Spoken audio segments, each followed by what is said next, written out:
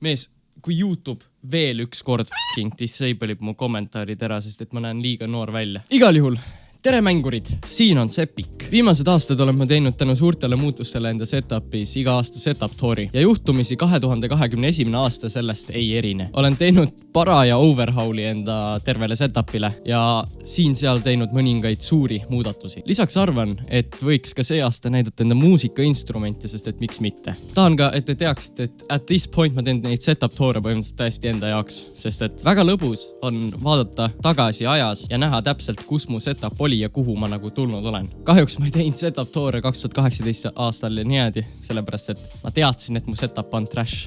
Aga nüüd, kui ma vaatan, siis just oleks tahtnud näha sellepärast, et seal oli väga palju väikseid intricacies, mis oli sass. Aga mis seal ikka? Mis me siin jutustame? Alustame setup tooriga. Ma arvan, et alustame nii-öelda igavamate asjadega ja siis viimasena võtame esile arvuti ise. Alustame ehk muusikariistadest. Järjestame pillid siis vanemast uueni. 2016 aasta ringis saime me minu teda tuttavalt tasuta vist selle klaveri. Või nii, kui snohikud ütlevad pianino, sest neil on palju sõpru. See on ikka veel häälest ära, muidugi. Ja ma olen teinud sellele imelisi DIY fixe. Sellel klahvil oli haamer katki ja ta ei teinud häält. Ma panin kustukummi haamri asemele. Sellel klahvil oli see asi, mis keele vait paneb, oli puudu. Katki läinud, ma ei tea, ära kukkunud. Ma panin vatitupsu sinna vahele, et ta ei jääks pinisema. Imeline! See on minu main ukulele. See on kontsert suuruses ja korralikult ära sticker pommitud. Need kleepsud on kõik antud mulle vaatajate poolt igast üritustel ja sellistel asjadel. Hypertownil anti räigelt ja siis Noor meister 2019 ja mingi siukesed asjad. See sai ostetud 2018 algul.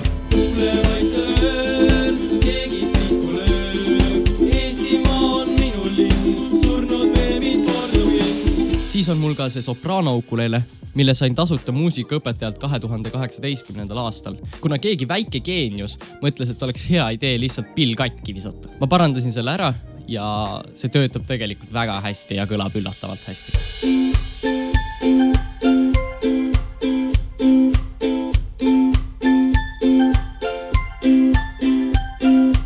Kuna ma trein tümmi, mul on 2 MIDI keyboardi. Alesis VI61, mille ostsin 2018. aastal, on nii sama jammimiseks ja tümmi treimiseks. Sellega koos kasutan ma M-Audio SP2 sustain pedalit ja siis veel Alesis V25 juhtudeks, kui ma tahan kuskile kaasa võtta MIDI keyboardi või kui tahan end limiteerida teistmoodi mängima või looma. Ma tean, see tundub paljude jaoks nagu segane, aga vahel sa jääd loojana lihtsalt tegema sama asja uuesti ja uuesti. Ja näiteks V25 kasutamine, seal on 25 klahvi, sa saad küll oktaveid vahetada asju, nii et sa saad arendada veits, aga selle kasutamine sunnib sind proovima midagi uut ja teeb asja huvitavamaks. Sellel keyboardil tegin ma näiteks klikk-kläkki.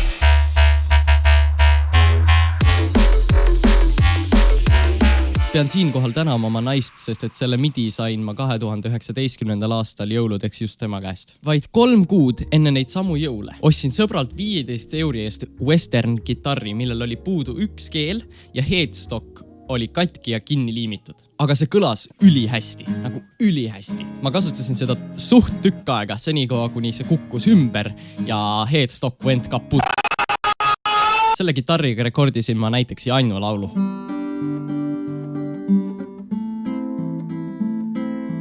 Eelas kord üks poiss, kelle nimi oli Jannu. Mängida meeldis talle maini, kui ema oli lännu. Kui see ei kõlanud seal recordingul eriti hästi, siis see oli sellepärast, et ma ei osanud mängida. Aga usu mind, lihtsalt see gitarr oli väga, väga hea. Selle aasta märtsis enda sünnipäevaks sain ma selle odava drumkiti. Seda ei ole liiga lõbus mängida, aga ta on koordinatsiooni harjutamiseks ja muuks selliseks okei. Ma pean kasutama seda vana arvutit, et kickpedaal ära ei sõidaks, sest et mu vaip ei ole piisavalt paks. Terve see kit kaalub mingi 3 kilo or some shit ja on üsna imelik kasutada. Aga kindlasti parem kui mitte midagi. Aga selle aasta augustis ostsin ma endale esimese elektrilise gitarri. See on minu Ibanez Gio G RX 70 QA. Tahtsin tegelikult osta punast, aga see oli out of stock igal pool Eestis. Ja ma ei hakanud välismaalt ka tellima ometi. Ma olen nüüd seda üsna usinalt kasutanud siin mõned kuud ja see on selle hinna eest väga-väga mõnus pill.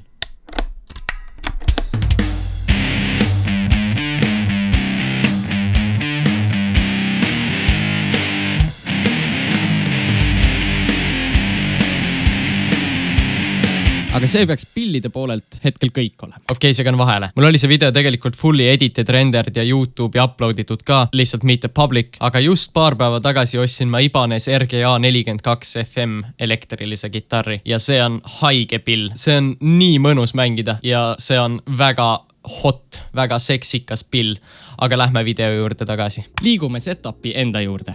Üks mu lemmikutest muudatustest mu setupi juures on audio interface. Viimaks ometi olin ma võimeline muretsema endale audio interface'i. Ma olen tahtnud üht juba nii pikka aega, nagu väga kaua, aga mul lihtsalt ei ole olnud ressursse, et seda muretseda. Mul on teised prioriteedid. See audio interface on minu Moto M4. Kui mõned teist ei tea, mida see teeb, siis see on põhimõtteliselt väline helikaart, millest jookseb kõik su arvuti heli ja MIDI signaal läbi, samuti ka mikri oma. Audio interface'i abil saan ma mängida tümmi enda MIDI peal ilma mingisuguse inimlikult märgatava viiteta nagu klahvi vajutuse ja heli kuulmise vahel. Lisaks on mul ka uus mikker, mõni teist juba märkas, mis ilma võimsa audio interface'ita on kasutu. Sinna jõuame hiljem. Aga kasulik on audio interface ka veel selleks, et ma saan ühendada kitarri ämpi või mõne muu pilli kaabliga otse audio interface'i ja salvestada läbi selle heli otse arvutisse või mängida pille teistele läbi, ma ei tea, voice chati või streami või midagi. Saan ka kuulata enda mikri heli ilma mingisuguse viiteta kõrvaklappidest, mis aitab vokaalide salvestamisel, sa saad nootidele paremini viita näiteks.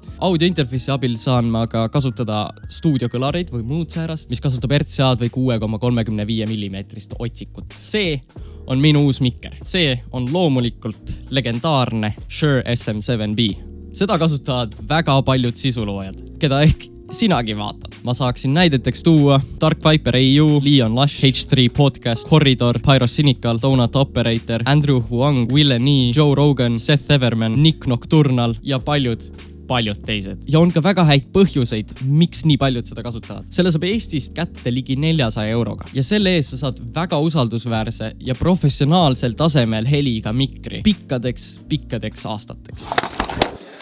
Küll aga, nii nagu ma eelnevalt mainisin, on sul vaja ka võimsat audio interface'i, et sellest üldse decent volüüm kätte saada, kuna ta on iseenesest vaikne mikker. See mikker on kenasti kinnitatud mu Rode PSA1 külge. See boom-arm on nii mõnus ja see on väga hea bildkvalitiga. Need on minu Adam Audio T8V stuudio monitorkõlarid.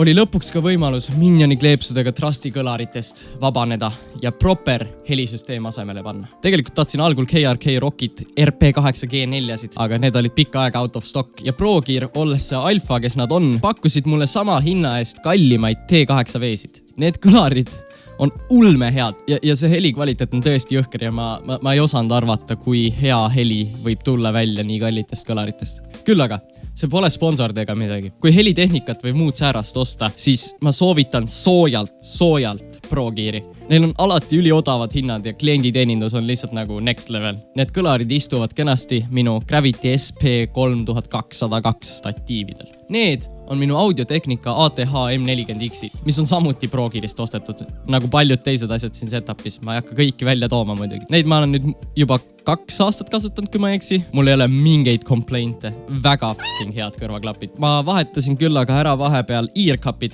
Uued earcupid on Brainwaves'i Angled Oval Earpads ja need muutsid heli kvaliteeti üllatavalt palju ja palju paremaks. Veel üks suur muutus on muidugi ka 3. monitor. Need 3 on minu AOC CQ27G2-ud. Igaüks neist on 1440p 144 Hz curved monitor. See on üsna veider, kui palju mugavamaks teeb kõik asjad 2 monitori kasutamine. Aga 3, see tõstab selle kõik veel ühe taseme kõrgemale. Mul on väga tihti lahti ühel monitoril Discord, teisel mäng ja 3. Spotify, Messenger või YouTube'i video. Jah, ma teen 8 asja korraga kogu aeg. Kui tümmi teen, on mul ühel lahti FL Studio ise koos patternite ja asjadega, teisel playlist, kuhu panen patternid ja asjad sisse ja 3. mikser. Ja siis mul on ülimugav reaalselt kõike korraga teha. Ma ei pea hakkama asju ümber tõstma selleks, et olla produktiivne. See on tõesti imeline, kui palju lihtsamaks see kõik teeb. Ja see pole veel kõik. Kui ma tahan, siis ma saan need kõik 3 monitori teha 1 ja mängida mänge 3 monitori peal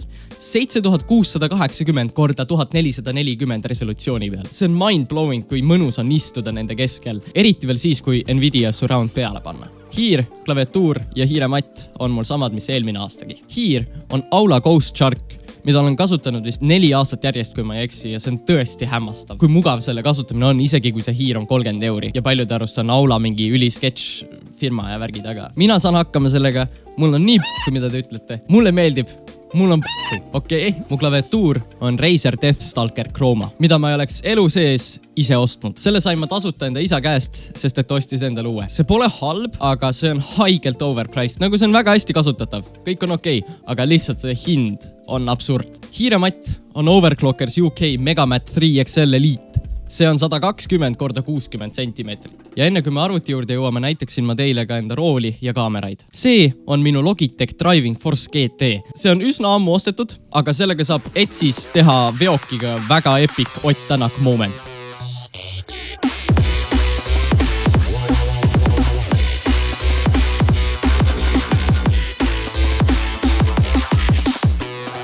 Sellel on üsnagi decent force feedback ja ka 900 degree steering. See on minu Logitech C922 webcam, mida ma olen streamideks ja säärasteks tegevusteks kasutanud aastaid. See on ka üsna eepiline, kuid sain lõpuks teha ühe eepilise asja, mida ma olen tahtnud tükk aega juba teha. Ja ostsin enda peegelkaamerale power supply asjad. Ja nüüd saan ühendada enda Canon 200D peegelkaamera OBS-iga ja streamida DSLR-iga.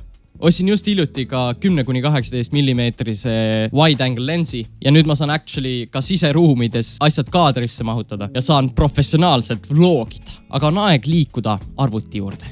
Enne kui sisust räägin, tahaksin ma mainida, et jah, see on põrandal. Ma tean, väga hirmus. Aga tegelikult ma kavatsen sellele ehitada sellise jalamoodi asja, mille ma professionaalselt photoshopisin siia. Ja siis ta ei ole enam põrandal. Ma ei saanud arvutit laua peal hoida sellepärast, et suvel kõrbeb see must korpus lihtsalt päikese käes ära. Igal juhul alustame sellest, et ma ostsin veel mälu juurde. Nüüd on mul lisaks 2 terasele kõvakettale, 500 GB M.2 Samsung 970 Evo Plusile ka 1 terabaidine M.2 Corsair MP600 Pro. Mu case on Natek Genesis Irit 300. Sellele ostsin ma uued case fännid, sellepärast et need stock fännid olid veits jaiks. Uued case fännid on Corsair LL120. Lisaks sellele ostsin Commander Pro, et ma saaksin neid arvutist lebolt juhtida ja värki. Emaplaat on Asus ROG Maximus XI Hero. See töötab. Toiteblokki ma pean kunagi välja vahetama, sest et see 750-wattine Corsair RM750X struggle'ib juba. Aga ma ei näe, et sellega kiiret oleks. Protsessorit jahutab Corsair H150i Pro, millega pole mul kunagi probleeme olnud. Ja isegi videoid renderides ei lähe protsessor nagu mega kuumaks. Järjekordne upgrade oli ka RAM. Kuna kõik küberkiusasid mind vana RAM-i pärast, pidin ma tõesti upgrade ima. Vana RAM oli 2400 MHz Corsair Vengeance LPX. See RAM oli kallim sellel ajal, kui ma selle ostsin ja mu arvuti budget oli madalam. Ja sellepärast see oli veits off selles eelnevas setupis. Nüüd on mul 64 GB 3600 MHz Trident Z RAM-i. Ma ei tahtnud üldse RGB-ga osta, aga kahjuks ei olnud paremat valikut. Sama oli case fännidega ka tegelikult. Mu protsessor on i9 9900 kõh. Ma tean, et need AMD fanboyd hakkavad juba kommentaarides hullu panema, aga selle arvuti komponendid said kokku pandud siis, kui üleminek AMD-le oli alles nagu tõsisemalt hoogu võtmas. Ja vaatamata sellele ei ole see protsessor mitte mingit moodi sugugi halb. See on väga usaldusväärne protsessor ja mul ei ole kunagi sellega probleeme tekkinud. Viimaseks mu GPU, mis on GTX 1080 Ti Founders Edition. Ma juba näen, kuidas 53 kommenteerijat on nagu aga ma sain selle GPU tasuta enda isa käest, kes endale 2080 Ti ostis. Samuti nagu ka Prosega 1080 Ti pole parim GPU, aga ta ei ole halb. On väga vähe asju, mida see GPU välja ei vea. Ja niikuinii, ega ma praegu kriisi ajal ometi GPU-d ostma ei hakka. Aga see oli minu setup tour selleks aastaks. Ma loodan, et teile meeldis seda videot vaadata, kuigi ma tean, et see vist läks isegi pikale suht. Aga ma arvan, et seda mõne aasta pärast ka huvitav vaadata. Ja ma loodan, et te nautisite. Followge mind sotsiaalmeedias, kuulake mu albumeid, kuulake Gaasipliidi biite, värke, särke. Aga mina näen teid peagi kunagi uues videos. Peske puhtaks.